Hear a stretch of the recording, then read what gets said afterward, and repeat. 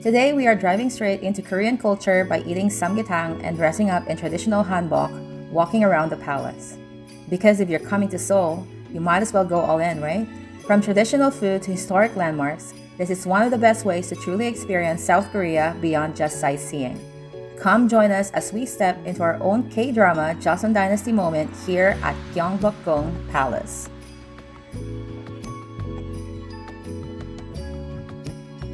We saw this Dunkin on our way to our next destination, so we stopped to grab drinks. We just came from exploring Gwanghwamun Square and Cheonggyecheon Stream, so this was just a perfect quick refresh on our hot summer day in Seoul. If you haven't seen that episode yet, I'll link it below. For lunch, we headed to Tosokchon Samgyetang.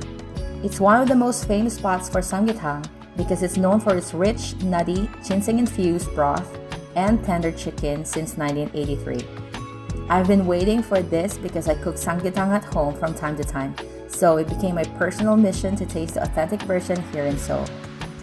My daughter ordered regular chicken while I got silky chicken and my husband had seafood pancake.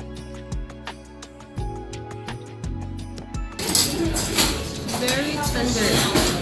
Like you can take it out. You can take out the meat with chopsticks. Look at that. No effort. Samgyetang is a classic dish in South Korea, especially eaten during the hottest days of summer. It's a whole young chicken stuffed with rice, ginseng, jujube, and garlic, meant to restore energy and fight heat.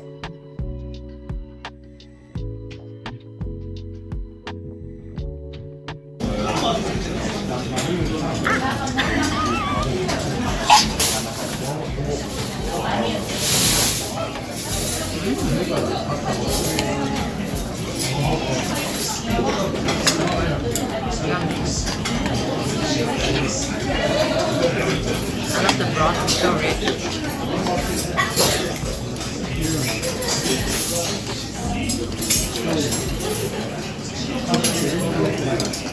We love the rich broth and the meat was really tender. This already feels like a full cultural experience.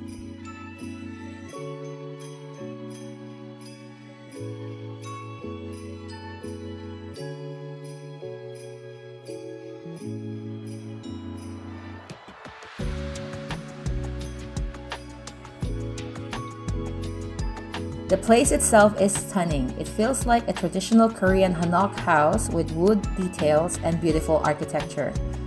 Like you've stepped back in time.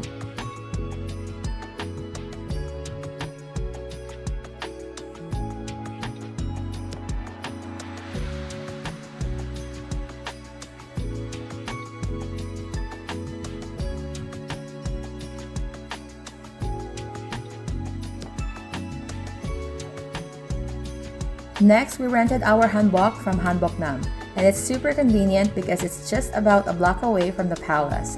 We booked it through Klook, and the whole process was super easy. You get to choose your color, size, and style, and they help you with everything, from dressing up to even fixing your hair. It really completes the whole palace experience.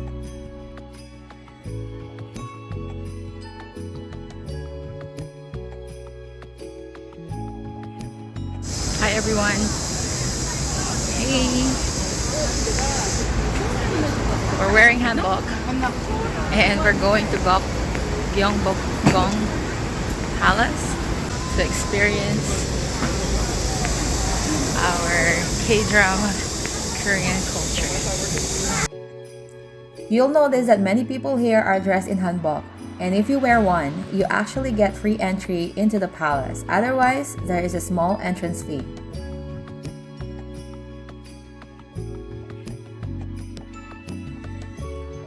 We also visited in the middle of a summer afternoon, and it was so hot. And if you're planning to do this, I suggest definitely try it to come early in the day.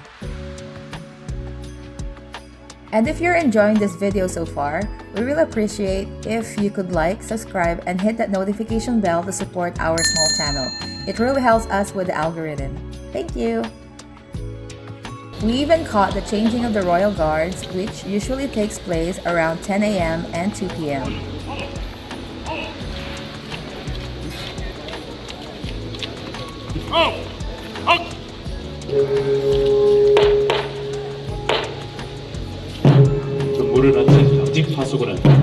사관의 명을 받고 영군직소로 복귀함으로써 임무를 완수하게 됩니다. Now the old gate guards are back to the military base in Seoul. Built in 1395 during the Joseon Dynasty, this palace was the main royal residence for centuries. As we walked through the palace, we passed through a series of grand gates and long covered walkways lined with red pillars.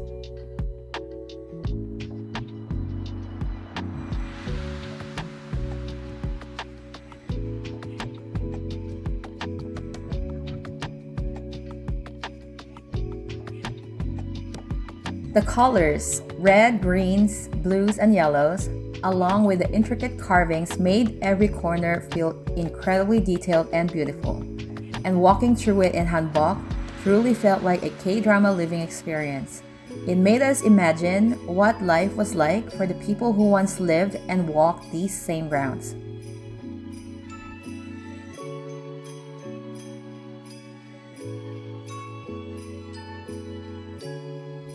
We eventually reached the main hall where the king once held meetings. This is the throne hall of Gyeongbokgung Palace, where important affairs, royal ceremonies, and official gatherings were held during the Joseon Dynasty. It's massive and centered around the royal throne, with stunning designs visible everywhere, from the stairs and stone carvings to the balcony details.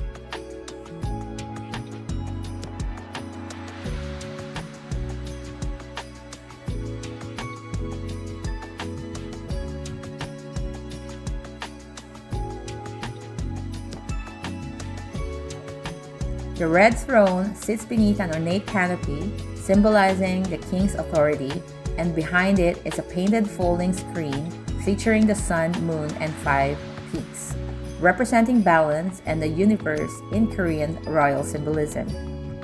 The whole setting is incredibly grand, and standing there really makes you feel the importance of this space in Korea's history.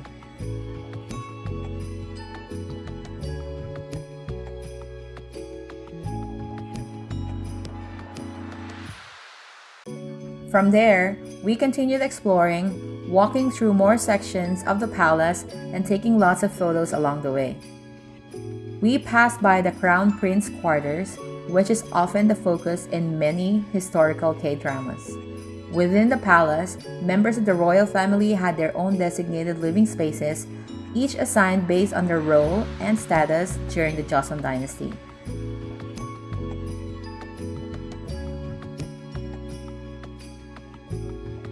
We eventually made our way to this beautiful pavilion set right in the middle of the pond. This was actually used for royal banquets and important gatherings. The whole area feels incredibly serene, with the water reflecting the structure and mountains in the background. It's easily one of the most peaceful spots in Gyeongbokgung Palace. Standing here in Hanbok, it really felt like we were part of that world. It was such a memorable experience, and we're so glad we included this in our Seoul trip. We highly recommend it if you're visiting. That's it for today's adventure. If you missed our other videos of Seoul and Tokyo, check the description box below.